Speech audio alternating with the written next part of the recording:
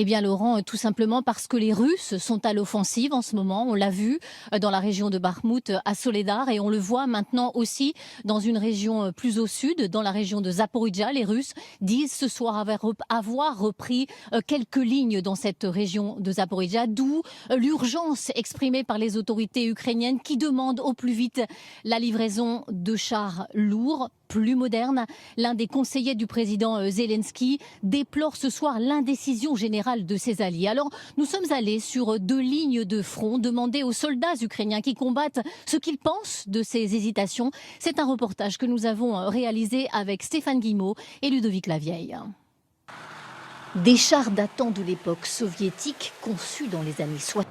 Ce pays hésite à autoriser l'Europe à livrer à l'Ukraine les fameux léopards. Chars d'assaut modernes. Abraham ou les léopards allemands ont un équipement de pointe. Et surtout, ils protègent mieux avec un blindage efficace. C'est important pour que je reste en vie, comme tous mes frères d'armes tankistes.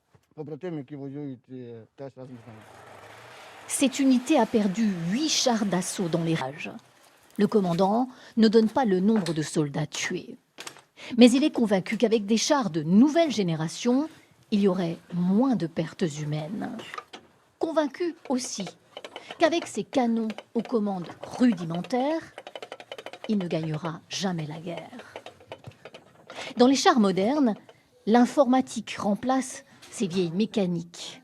Puissance de feu, cadence, munitions, mobilité, vitesse, tout y est plus performant. La seule chose un peu précise que l'on a est un système pour évaluer au laser la distance entre nous et la cible.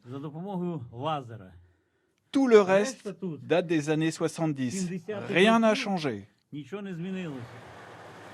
Ces chars permettent aux Ukrainiens de garder leur position, mais ils ne suffisent pas.